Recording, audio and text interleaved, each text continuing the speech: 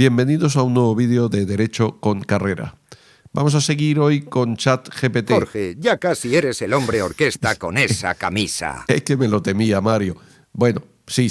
Es una cosa bastante atractiva, sí, ya lo veo. En cualquier caso, vamos con ChatGPT. Recordar que en el vídeo anterior estuvimos hablando de esta columna gris de la izquierda del interface de ChatGPT. Estuvimos viendo que, por una parte, en esta zona superior se van indexando aquellos GPTs especializados que voy usando. Y, por otra parte, en la zona inferior se van indexando y guardando los diferentes chats que he ido realizando. Pero quedaba un elemento, que es este que tenemos aquí a la izquierda. Voy a borrar el proyecto que tenía ya puesto para que veáis cómo inicia. Fijaros. Habla de proyectos y aquí me dice nuevo proyecto. Entonces esto me permite crear un proyecto. ¿Qué es un proyecto? Bueno, esa es una utilidad que ha introducido ChatGPT hace relativamente poco tiempo y que yo creo que tiene su interés. Es un poco algo intermedio entre la creación de un chat especializado y un chat sencillo, normal y corriente, como los que hemos visto hasta ahora, donde tú le pides algo, le preguntas sobre algo, él te responde y bueno, luego si quieres pues vas continuando ese diálogo pidiéndole que aclare cosas, que amplíe, etcétera, etcétera.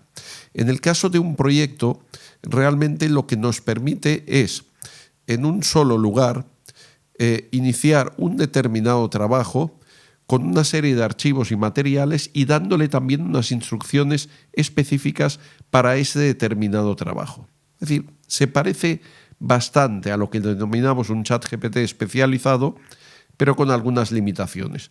Pero vamos a verlo, porque conviene verlo y practicarlo y es la mejor forma de cerciorarse de hasta dónde nos puede ayudar esa utilidad. Le damos a nuevo proyecto y lo primero que nos va a pedir es que le demos un nombre al proyecto. Yo voy a continuar con una temática que ya he tratado hace algunos días porque la he estado trabajando, tengo los archivos muy a mano y entonces yo creo que eso pues nos va a facilitar las cosas. Se puede repetir, la temática está siendo un poco repetitiva, pero vosotros lo podéis usar con cualquier otra materia o tema que os sea de interés. Vamos a hablar del testamento y su impugnación. Entonces, le decimos crea el proyecto. Ahora nos va a crear el proyecto y fijaros, tengo, como siempre, el cajetín en el cual le voy a hacer los pedidos. Pero luego tengo abajo una parte, en una suerte de botón, en el que me va a permitir añadir archivos y otro en el que me va a permitir añadir instrucciones.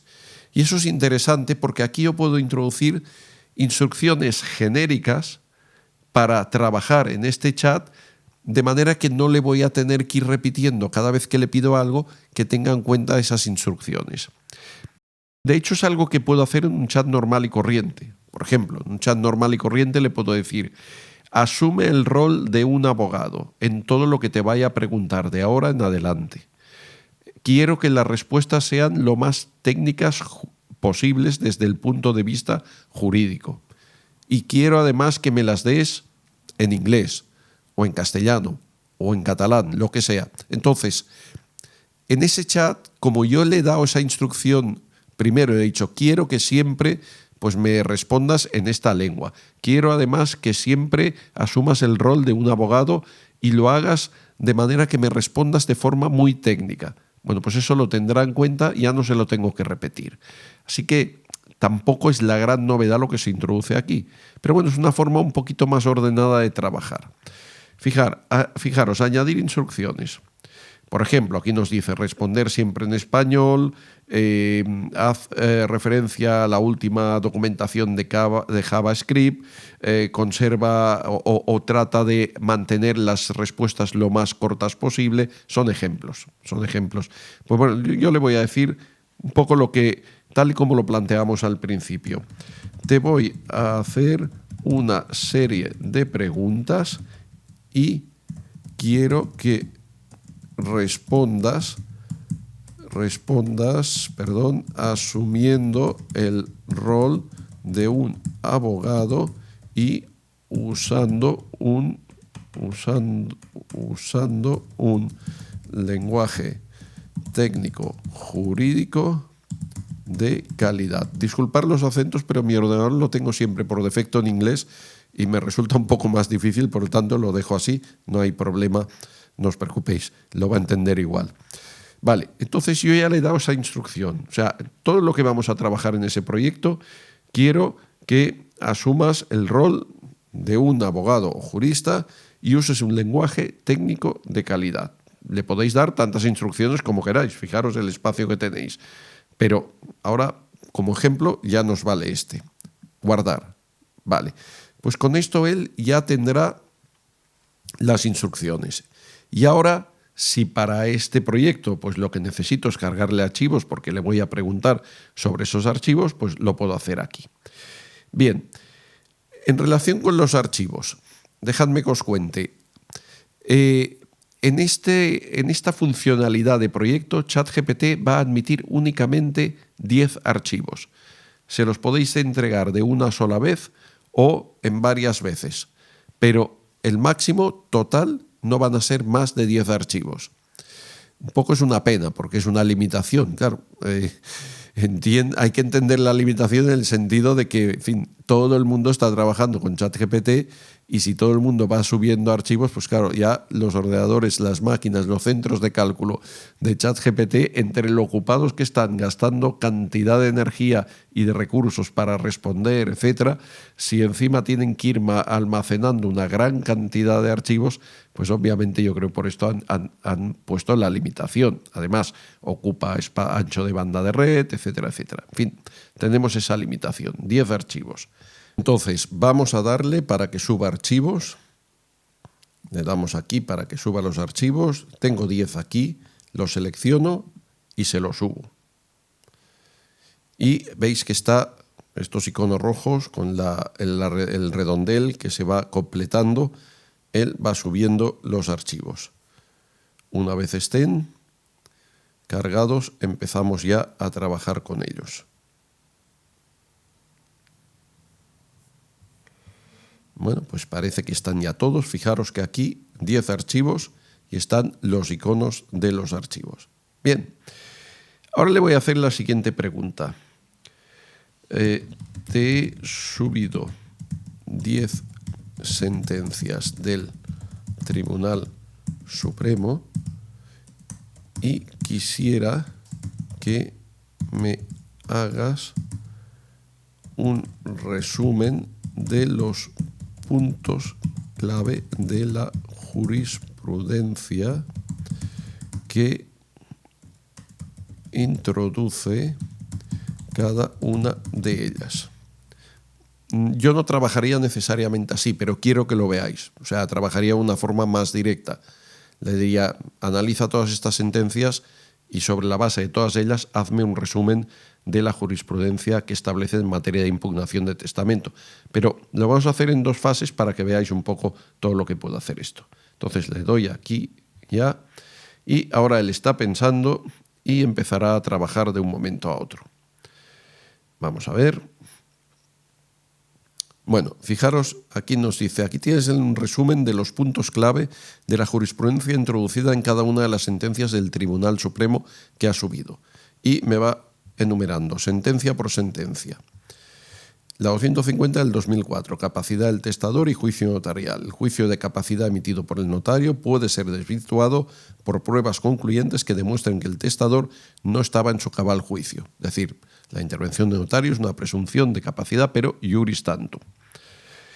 La 234 del 2016, de 8 de abril, presunción de capacidad y favor testamenti. Se reitera que la capacidad del testador debe apreciarse en el momento del otorgamiento del testamento. La declaración posterior de incapacidad mental no es suficiente para anularlo si no se demuestra que en ese preciso instante carecía de capacidad. Y así va haciendo para cada una de ellas, hasta las 10 sentencias que le he subido, que todas yo las había recopilado en materia de impugnación de testamento por problemas de capacidad. Entonces, tengo en cada una de ellas el resumen del punto clave que introduce en materia de jurisprudencia. Y entonces me dice, en conclusión, La jurisprudencia refuerza el principio de presunción de capacidad del testador, la importancia del juicio del notario y la necesidad de pruebas sólidas para impugnar un testamento por falta de capacidad mental. Como os decía, yo lo haría esto de una forma más directa, y para ello le voy a hacer ahora la pregunta más directa. Por favor, a la vista de la jurisprudencia que te he subido, hazme un resumen de los puntos clave a tener en cuenta a la hora de impugnar un testamento notarial por falta de capacidad. Bueno, y vamos a ver ahora. Ahora ya no irá sentencia por sentencia, sino que simplemente me hará lo que yo estaba buscando. O sea, el resumen de todas estas sentencias, que las he seleccionado porque para mí eran clave en materia de impugnación de testamento. Él las va a trabajar y me va a hacer ya no un elenco, cada una de ellas lo que dice, o los puntos clave que establece, sino el resumen. Y aquí lo tenemos. Primero, bueno, nos empieza diciendo: a la luz de la jurisprudencia que has proporcionado, se pueden extraer los siguientes principios fundamentales a tener en cuenta al impugnar un testamento notarial basado en la falta de capacidad mental del testador. 1. Presunción de capacidad del testador y carga de la prueba. La capacidad del testador se presume, favor testamenti, por lo que la carga de la prueba recae en quien impugna el testamento. La afirmación del notario sobre la capacidad del testador constituye una presunción iuris tantum, que solo puede ser desvirtuada con pruebas sólidas y concluyentes. Y fijaros que abajo me indica de qué sentencia sale este punto número 1. Luego, momento clave para evaluar la capacidad. La capacidad del testador debe ser evaluada exclusivamente en el momento de otorgamiento del testamento.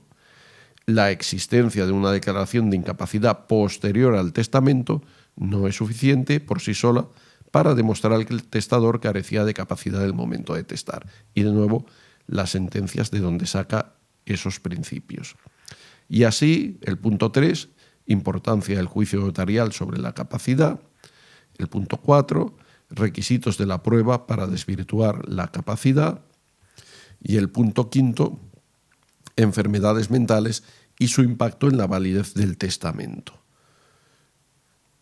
Y no sé si va a hacer otro punto más, ya lo vamos a ver en breve, sí. 6. Pruebas insuficientes para anular un testamento. Bueno, las meras sospechas, informes médicos elaborados tiempo después del testamento, o el hecho de que el testador fuera declarado incapaz con posterioridad, etc. Eso no sería bastante. No basta con alegar que el testador tenía una enfermedad degenerativa, debe probarse su impacto en el momento exacto del testamento. Y 7. Posible coacción o captación de voluntad. Si se alega que el testador fue influenciado, etcétera, etcétera, bueno, pues eso, la carga de la prueba sigue recayendo en quien impugna. En estos casos deben presentarse pruebas fehacientes de manipulación, abuso de influencia o fraude testamentario. Conclusión, bueno, pues para impugnar con éxito un testamento hace falta, bla, bla, bla, introduce todo. Pero ahora yo podría ir más allá. O sea, ya he hecho un análisis de la jurisprudencia, pero imaginaros que ahora yo quiero ya que me redacte, bueno, pues, en fin, esa parrafada, esas consideraciones para la demanda o para una sentencia o para unas conclusiones, etcétera, ¿no? Entonces ahora le puedo decir, bien, a la vista de todo lo anterior, redáctame un párrafo para exponer en una demanda vamos a ponerlo, imaginamos, ponnos al revés, vamos a asumir otro rol, que nos impugnan en una contestación a la demanda, la jurisprudencia en materia de impugnación de testamento notarial por falta de capacidad del testador. Tiene que ser un párrafo, por ejemplo, convincente, sólido jurídicamente hablando, y vamos a ponerle y cautivador para el juez, pues en nuestra contestación vamos a defender que la acción debe ser desestimada por no darse los requisitos que exige la jurisprudencia. Bueno, se lo ponemos así. Vamos a ver. Vamos a ver ahora si nos redacta ya ese párrafo que prácticamente podríamos trasladar con alguna modificación, si lo creemos necesario, a nuestro escrito, pues en este caso, de contestación a la demanda.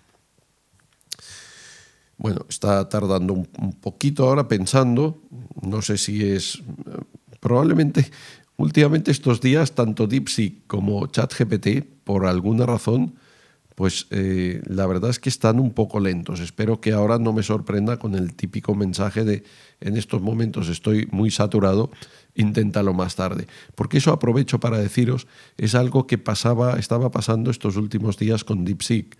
Lo que pasa es que con DeepSeek lo veo más normal por la circunstancia de que, bueno, pues es la novedad, han salido muchas noticias y todo el mundo se ha puesto a pedirle cosas, a probarlo, a testearlo, etcétera, ¿no?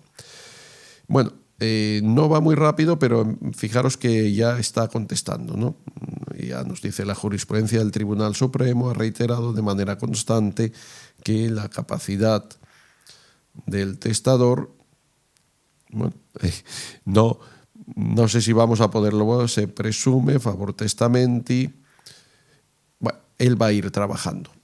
Si acaso después podemos retomarlo y verlo, porque hoy está el ChatGPT un poquito lento. Normalmente no suele estar tan lento, suele trabajar bastante más rápido.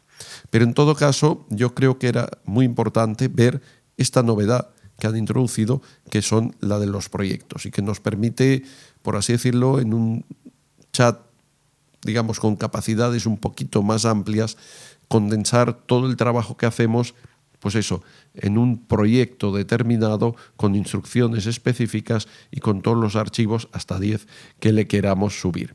Pero es muy importante que tengáis en cuenta también lo que os decía al principio.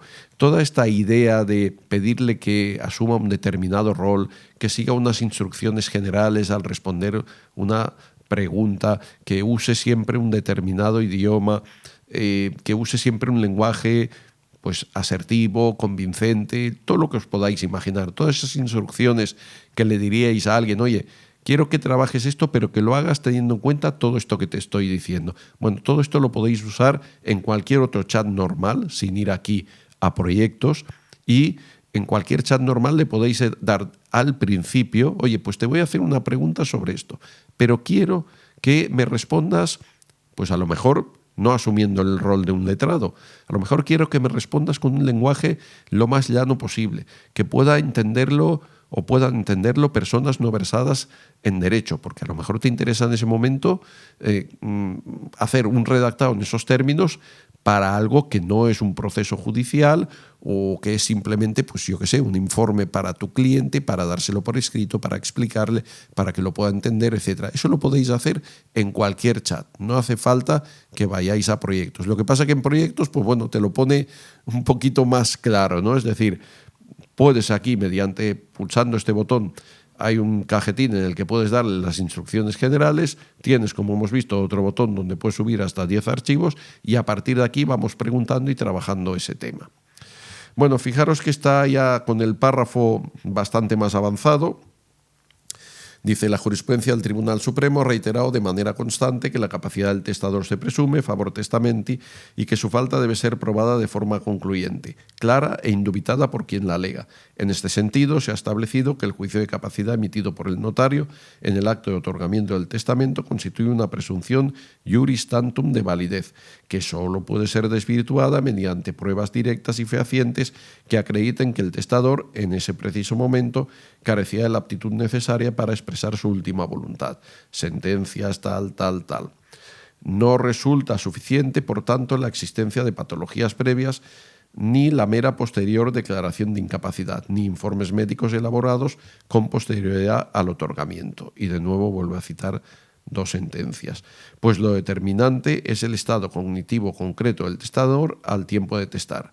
En consecuencia, la demanda debe ser desestimada. Bueno, esto ya, si queréis, lo podéis poner aquí o se modifica y luego lo introducís en otra parte del escrito, etc. Pero he querido demostraros cómo se puede trabajar de diferentes maneras, ¿no? Es decir, podéis trabajar haciendo un análisis de las sentencias o de los documentos. Ahí le hemos subido hoy sentencias, pero podían haber sido también artículos doctrinales o sentencias y algún artículo doctrinal interesante sobre la materia, y a partir de aquí, pues bueno, le podéis decir, oye, pues resúmeme cada una de ellas o cada uno de ellos con los puntos clave, o simplemente lo que he hecho yo al final. Mira, redáctame ya un párrafo sobre todo esto, interesante, que esté bien redactado, que sea convincente, que sea claro, que sea sólido en términos jurídicos, pues para esa contestación a la demanda, o para la demanda, o para la sentencia, o para lo que sea, ¿eh? Entonces, bueno, ya prácticamente lo está acabando. Yo creo que eso ya lo ha terminado. Esto lo podemos dar por visto. Bien, pues esto es lo que da de sí esta función proyectos. Aprovecho ya que estamos aquí, para hablaros ahora de los iconos que os salen siempre al final de un chat, al final de cualquier petición que le habéis hecho. Uno es el leer en voz alta, el altavocito este. Bueno, si interesa, le podéis dar y el sistema os va a leer lo que ha escrito en voz alta. Otro, copiar. Este es uno de los más usados. Si yo le doy aquí a copiar, veis que ya me ha salido el check, y entonces esto se ha ido al portapapeles, como haríamos con cualquier otro texto que copiemos de cualquier documento, y ahora lo podemos pegar en cualquier lado. También podéis hacer esto, es decir, seleccionar y, en el caso del Mac, aquí copiar. Con Windows funciona más o menos igual. Pero realmente esto va muy bien, porque es un atajo directo, le dais copiar, él lo copia, lo lleva al portapapeles y a partir de aquí lo pegáis donde convenga. Luego está el pulgar hacia arriba o el pulgar hacia abajo, según os haya gustado o no os haya gustado la respuesta.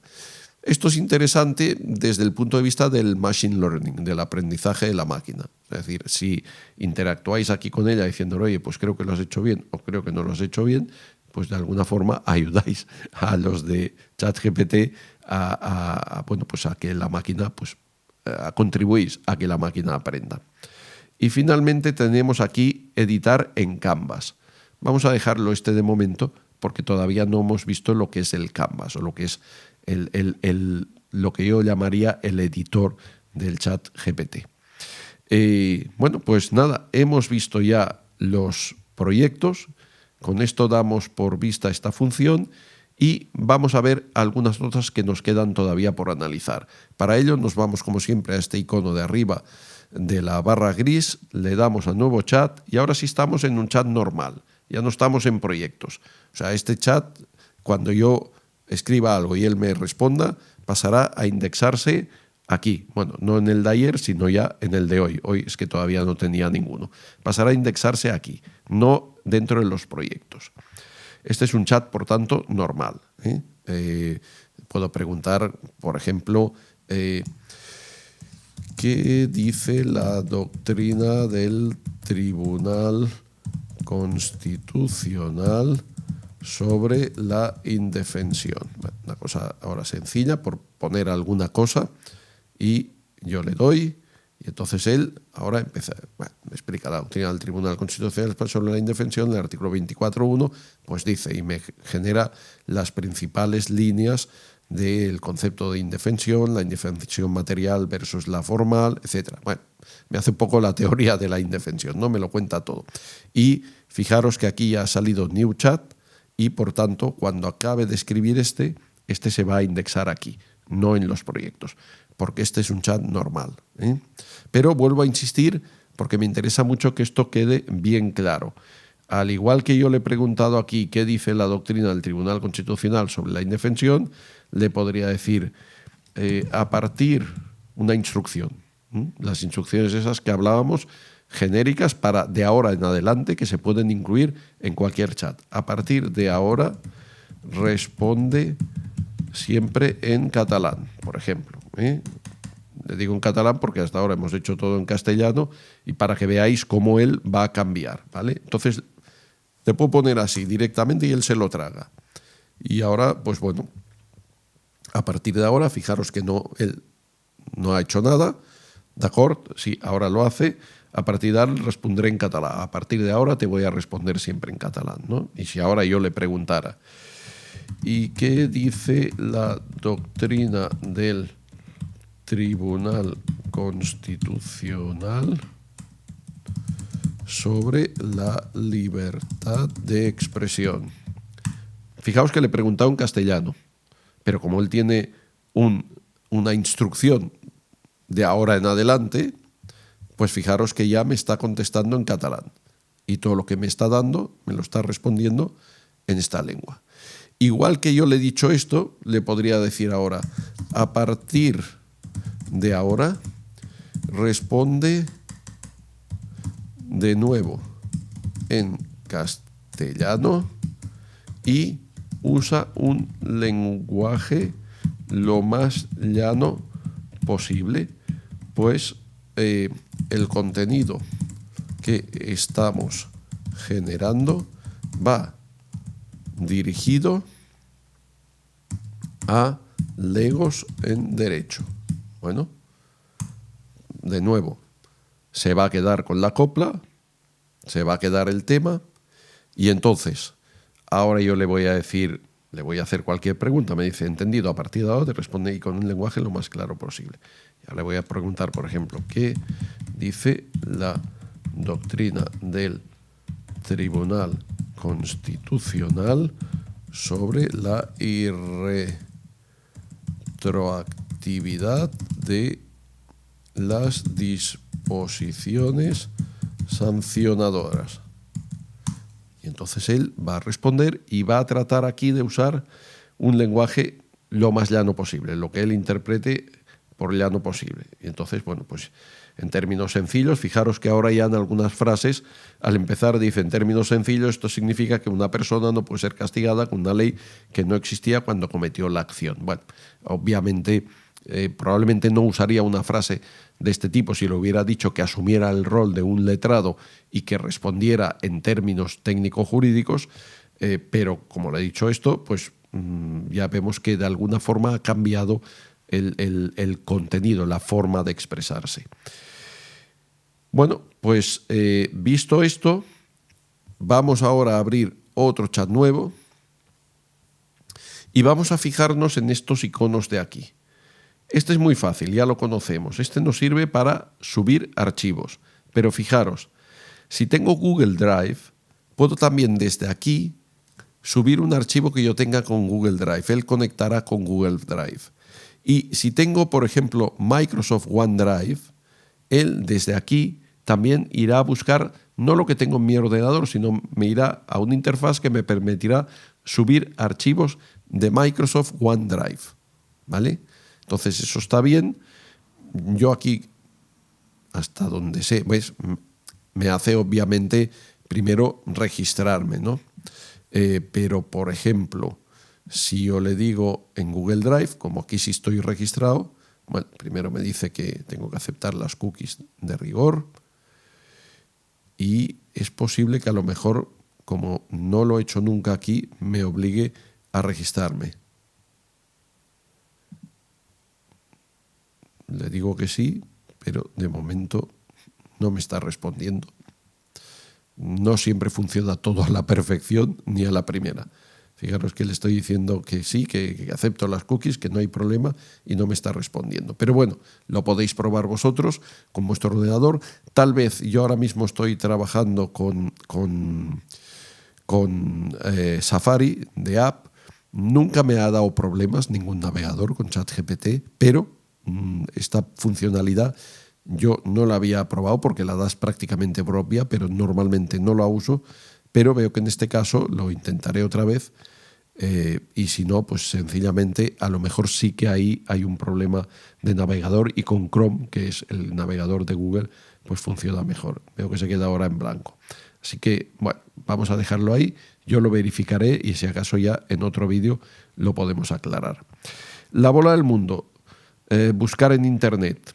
Bueno, esa es una funcionalidad que ya sabemos que es importante por la sencilla razón de que los desarrolladores de ChatGPT, al igual que suele pasar con la mayoría de inteligencias, nunca nos cuentan exactamente lo que hacen los algoritmos.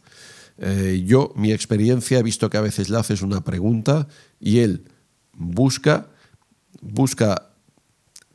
de acuerdo con lo que ha sido entrenado y hasta la fecha en que ha sido entrenado, en este caso octubre de 2023, y a partir de ahí el resto del mundo es como si ya no existiera. Pero sin embargo, otras veces, sin forzarle a buscar por Internet, te acaba diciendo que hay una serie de recursos o que hay ese dato en Internet y por tanto dices, bueno, en esa ocasión ha buscado. Yo no me atrevo a decir, o sea, a ciencia cierta, y lo he buscado y he buscado documentación y me he asesorado con otras personas que han probado a fondo ChatGPT, y la realidad es que no está claro. O sea, según qué casos puede buscar, en otros casos a lo mejor no va a buscar. Al final, si quieres asegurarte y quieres acabar de determinar o quieres obtener una respuesta lo más actualizada posible, siempre es mejor, después de haberle hecho la primera pregunta sin darle a buscar en Internet, volverle a hacer la pregunta y luego apretar este botón. ¿Veis? Aquí ya se pone en marcha, buscar en Internet, y entonces ver la diferencia entre las dos respuestas y ver si realmente os aporta algo nuevo. Y finalmente aquí tenemos 3 puntos que nos permite utilizar realmente 2 herramientas más, porque la de buscar en Internet la tiene aquí, tiene el atajo aquí. Uno es hacer una imagen a través de DALL-E, que es el modelo de ChatGPT para gráficos, y otro el Canvas o el editor. Y bueno, sobre todo en el próximo vídeo nos vamos a dedicar al Canvas, porque este realmente da mucho de sí. Finalmente, ya para terminar en este vídeo, aquí tenéis algunos atajos para crear una imagen también, para obtener algún consejo, para hacer brainstorming sobre un determinado tema o para analizar imágenes, o incluso os da más. Es decir, os va sugiriendo cosas que podéis hacer: resumir un texto, ayudarme a escribir, sorprenderme, hazme algo para distraerme. Si le dais a cualquiera de estos, pues brainstorm, pues os va a decir, oye, ¿sobre qué ideas quieres hacer tormenta de ideas? Pues yo qué sé, sobre mis próximas vacaciones os sugiere, o sobre cualquiera que le deis, pues le dais y él va a hacer un brainstorming, es decir, te va a dar una serie de sugerencias de cosas que puedes hacer en tus vacaciones. Aquí más bien lo que te hace es más preguntas. Perfecto, dice, para empezar, dime cuándo estás planeando tu viaje.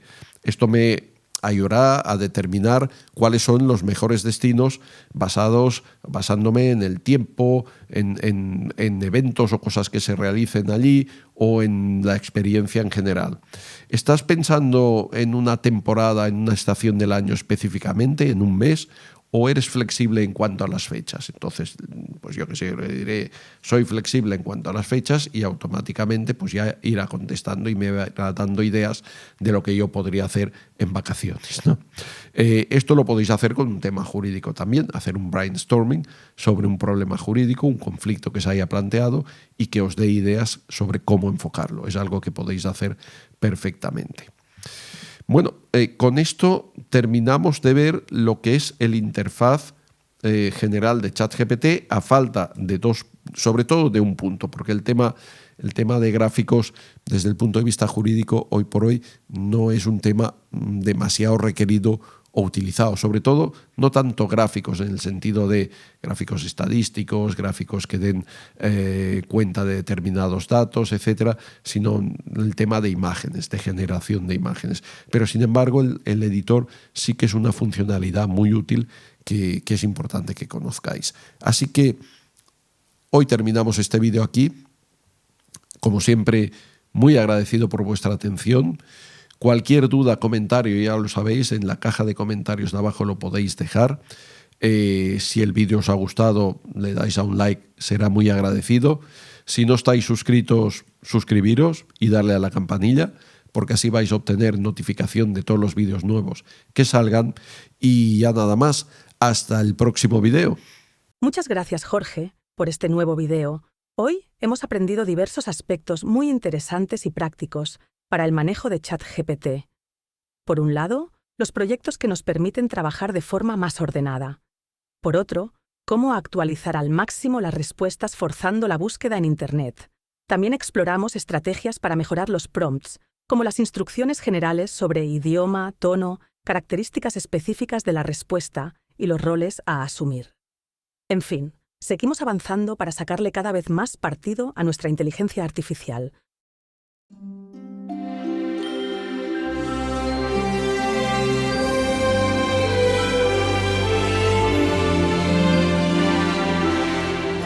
Ejercicios. 1. Elige una temática de tu interés y formula una pregunta a ChatGPT o pídele que trabaje sobre determinados documentos. 2. Redacta tu solicitud incluyendo instrucciones generales como el idioma en el que deseas la respuesta, el rol que debe asumir ChatGPT, por ejemplo, historiador, abogado, profesor, periodista, etc. El tono o tipo de lenguaje que prefieres, formal, coloquial, técnico, divulgativo, etc. Cualquier otra indicación que consideres útil para obtener la mejor respuesta. 3. Interactúa con ChatGPT, sigue dialogando sobre el tema y modifica progresivamente tus instrucciones generales. Observa cómo ChatGPT ajusta sus respuestas según las nuevas indicaciones. Este ejercicio te ayudará a comprender mejor cómo optimizar tus solicitudes y obtener respuestas más precisas y ajustadas a tus necesidades. Experimenta y descubre todo el potencial de la herramienta.